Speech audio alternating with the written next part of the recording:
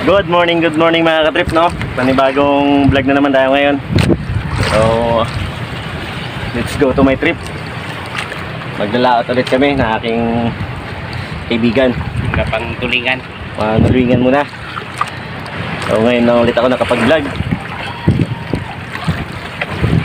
Nagpapasalamat ako sa ating mga viewers and followers na patuloy na sumusuporta. So, hintay lang kayo mga katrip, no? Okay, mga wala. Sa video ito, gumamit nga po pala ako ng voiceover kasi nahihirapan ako magsalita. Kasi napakaingay ng makina ng bangka habang kami papunta sa laot ni Kuya Jubert, ang aking kaibigan. So habang tumatakbo ang bangka, naglaladlad siya ng kawil. Ganyan lang po ang paraan ng pangawil dito sa amin sa Oriental Mindoro sa bahay ng Roas. Siyempre napakaraming isda dito kaya mabilis kami nakakahuli ng isda. Kasi nagpapahuli ngayon ay tulingan. Napakadami dito ngayon. Kasi lumalabas yung mga isdang lilang. Oh, di ba nakahuli na siya ng isang tulingan? Napakagaling. Nakakadalawa na si Kuya Jubert, ang aking kaibigan. Sa inyong lugar, anong tawag sa ganitong pamaraan ng panghuli ng isda? Kasi sa amin, dito sa bahay ng Roas, ay lambo-lambo ang tawag. Sa ibang lugar kasi may ibang tawag ang mga ganitong paraan ng panghuli ng isda, tulad sa tulingan. Kasi sa amin ngayon, lumalabas ang isdang tulingan kasi maraming lilang na lumalabas. Nagsisilbing pagkain ng tulingan ang mga isdang lilang. Dito kasi sa amin, maraming lilang na lumalabas tuwing tatakbo ang buwan ng January hanggang February. So nakahuli ulit si Katrip Jubert, ang aking kaibigan. So napakarami po talagang tulingan ngayon dito sa amin sa bayan ng Roas sa Oriental Mindoro. Pag ganitong season na tigtulingan dito sa amin, ganito ang paraan ng panghuli ng isda. Pero meron ding iba-ibang paraan tulad ng yung sinasabing sintak, tol-tol at iba pa. Meron pa yung tinatawag na lambo-lambo, yung palokso na sinasabi. Meron din silang panghuli ng malasugi o kaya tanigi. Pero dito ngayon, dahil season ng tigtulingan, ganito ang paraan ng panghuli namin. So napakagaling, di ba? Napakaraming isda dito ngayon sa amin. So ilang bihis na nakakahuli si Katrip Jubert, no? Sunod-sunod ang pahuli dito. Ang ganda ng kain ng isda. Patuloy ang pagkain. Pero ang problema kasi, yung bangka namin, patay-patay ang makina.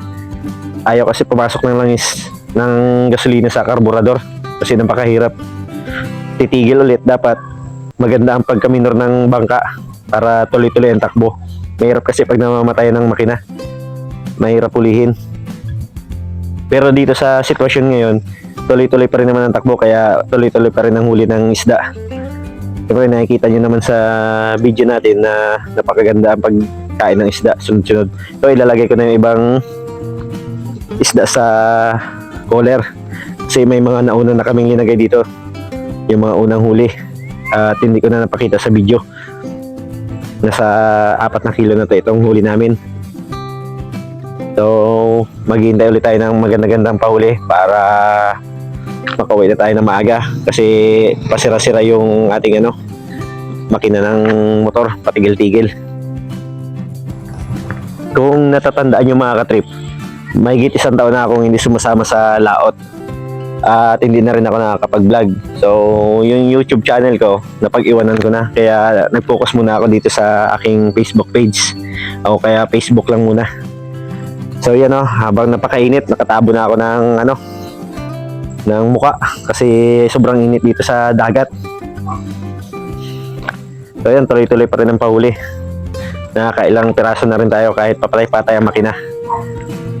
So ako ay lubos nagpapasalamat ulit sa ating mga subscribers and followers na patuloy na sumusuporta. Sana huwag niyo kalimutan mag-share, like, comment. Maraming salamat po ulit mga katrip. So patuloy pa rin po ang pagpapahuli ng tulingan, sunod-sunod pa rin po ang huli ni Katrip Jubert, ang aking kaibigan. So sariwang-sariwa talaga, hanggang sarap sa bawan. Ito yung mga sariwang isda na masarap sa bawan dito sa aming probinsya. Kaya may mga kasama rin kami naglalaot. O, sunod-sunod pa rin ang pagkain talaga. Ibang klase talaga ngayon, pahuli. Yan ho, ang mga kasama namin sa laot.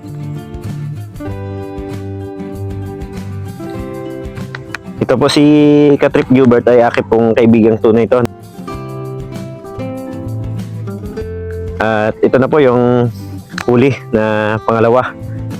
Ulit na ilalagay natin sa box. At nadagdagan na po yung 4 na kilo natin. Baka mga 7 na po ito. Yung iba pong huli natin na hindi ko na nakuna ng video. At medyo malakas kasi yung alon na babasa yung aking camera. So, nagpapahuli pa rin talaga. Kaya napagaganda kasi nung panahon. Kahit medyo malakas yung alon, maganda siya. Nagpapahuli yung mga tulingan. Kain ng kain. So, sa puntong ito, pauwi na po kami. Ay, mga katrip, no? Malapit na po kaming umuwi. At medyo na, ano na kami sa aming makinang ginagamit kasi papatay-patay. So, at sa Dalampasigan na po kami. So, hintayin na lang kayo mga katrip, no? So mga katrip, nandito na kami sa tabing dagat. Ganun ka, dami pa nga ni kita eh. Siya po yung may-ari ng bangka. Kaibigan ko. Si Kuya Jobert. Yung aming huli.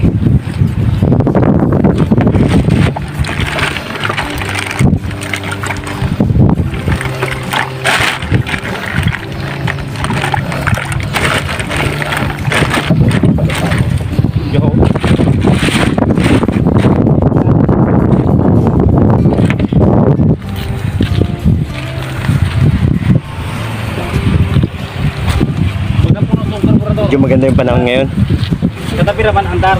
Ubos naman to. Medyo kalma. Kaso papatay-patay kasi yung makina.